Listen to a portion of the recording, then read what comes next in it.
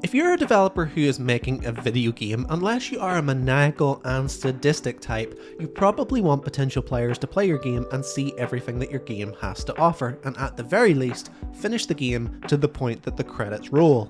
Completing a game tends to be a rite of passage that allows you to pass judgment and say, I've seen all there is, and I can now say categorically that I did or did not like it. But a lot of games have a pretty chill main game and then really ramp up the difficulty in the optional end game, ensuring that if you want all those achievements, you're going to have to work your little butt off. So with that in mind, I have put together a list of 10 indie games that are reasonably easy to finish, but an absolute nightmare to complete in their entirety. This is Indie Game Culture's list of the 10 indie games that are a nightmare to 100%. In at number 1, we have Hollow Knight. First up, we have Hollow Knight, a game that I recently fell in love with despite my general disdain for Metroidvanias. I had a blast playing through the main campaign, beating bosses, upgrading my Dream Nail and mastering the various tough platforming challenges the game had to offer, but now, after completing the game, there is still a mountain of additional content before me, and daunting doesn't even begin to cover it. To beat the game in its entirety, there's so many things you'll need to do, like beat the Trial of Fools, which is a true test of aerial combat mastery. You'll need to beat Nightmare Grim, and he ain't no pushover either, and you'll need to ascend White Palace. However, nothing prepares you for the boss gauntlet that is the Pantheons in Godhome. This sees you take on a series of Hollow Knight bosses back to back, often with fights remixed to make them even harder, or with completely new bosses altogether. These final challenges are the difference between completion and mastery, so if you are quick to rage, this is one that will have you red in the face and pulling out your hair time and time again. In at number 2, we have Superhot. Here's one that I did manage to complete 100% myself, but man was it a task and a half. To give some context, Superhot's main campaign is laughably short. If you really hustle, you can beat the game in about an hour, but it's only when you begin to take on the end game challenges that the game begins to show its true worth. Thanks to these challenges, you'll get to know every single level of this game like the back of your hand, and play each one in a refined and choreographed manner. That is, unless you want to catch a bullet between the eyes. All of these challenges are tough in their own right, however one challenge will put this mastery to the test and will undoubtedly be the achievement that will make or break you. This challenge sees you take on every single level of the campaign, and the rules are simple. You can't die once, meaning you need to get through 25 levels flawlessly and bend time to your will. To do this, you'll need practice, patience, planning, and nerves of steel, and I wish you luck if you do take this one on. In at number 3, we have Neon White.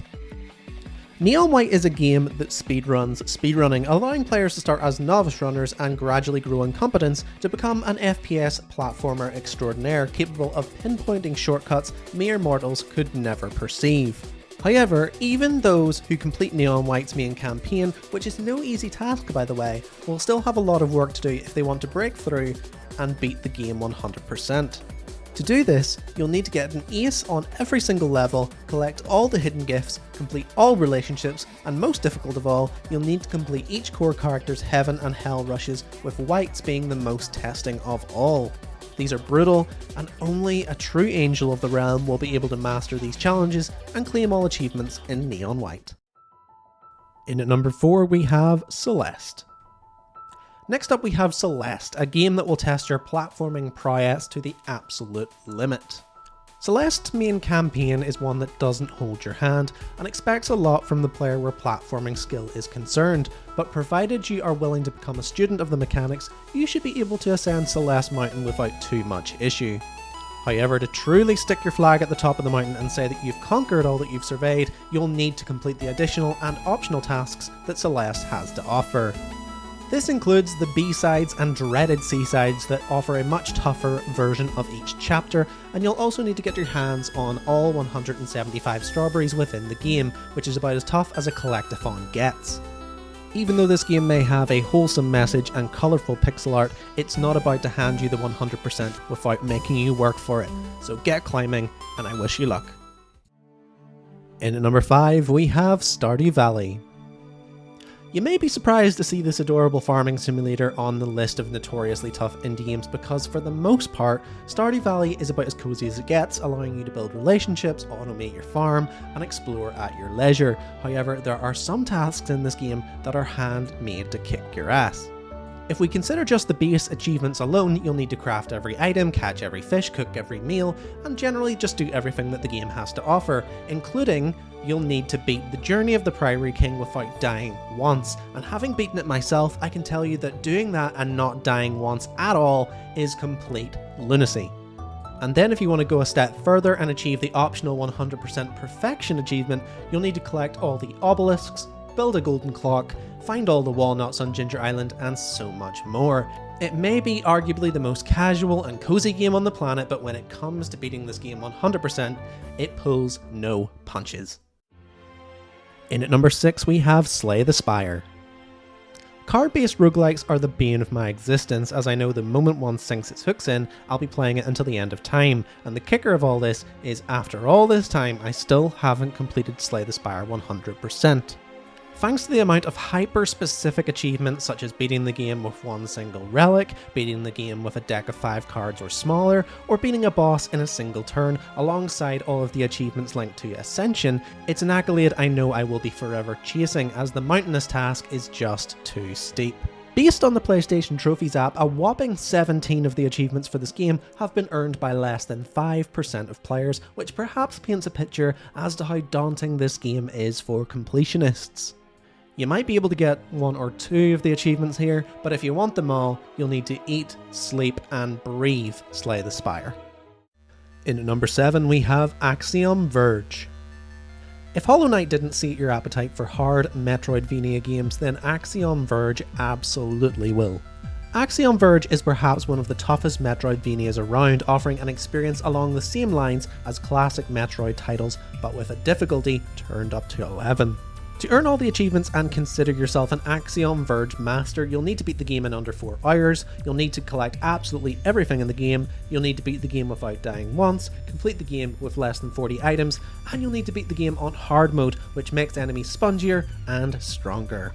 There are some save point manipulation tricks to get around the no death run, but even with this in your back pocket, this serves as one of the hardest indies ever, and this game is a nightmare to 100%. In at number 8 we have Disco Elesium. Disco Elesium, unlike a lot of games on this list, is not a hard game, yet despite this, it's the rarest of all the 100% completion challenges listed here. Why, you ask? Well, because you'll have to play the game over and over again in a very specific way if you want to earn it.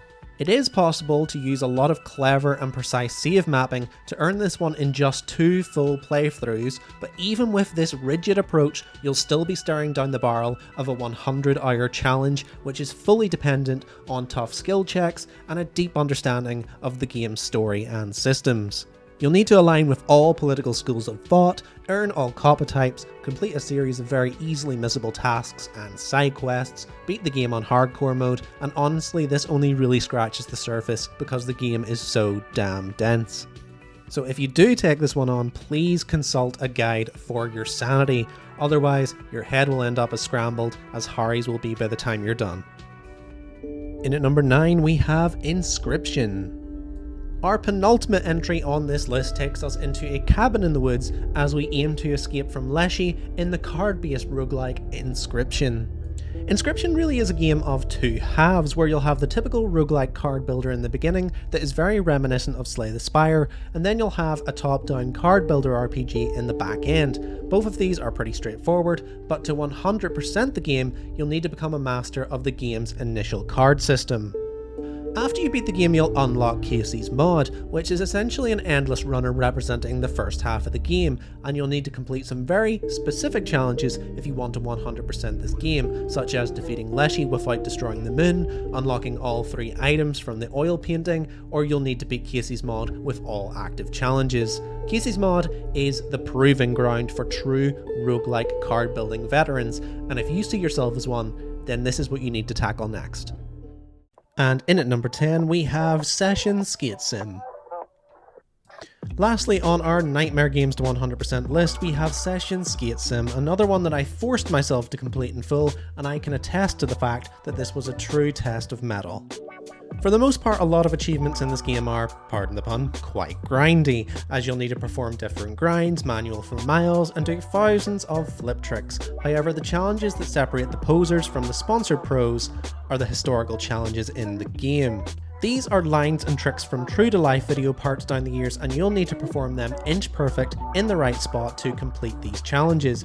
They're not signposted, they're often very complex, and there are a total of 335 of them. Then to top it all off, you'll need to complete the full game with manual catch-on as well. Much like getting on a real board, this one will see you fall and fall again before rolling away the victor. But as any skater will know, that feeling when you do will make it all worthwhile. So there you have it guys, 10 games that are an absolute nightmare to 100%. Which of these have you 100%ed and which of these have completely put you off playing them altogether? I want to hear in the comments down below, and if you could like and subscribe to the channel, it would mean a lot to us. If you can sign up for our new Patreon, it would mean the world. If you can just spread the word about indie game culture, it would mean everything to me. But until the next video, I've been Cal, and I'll see you then.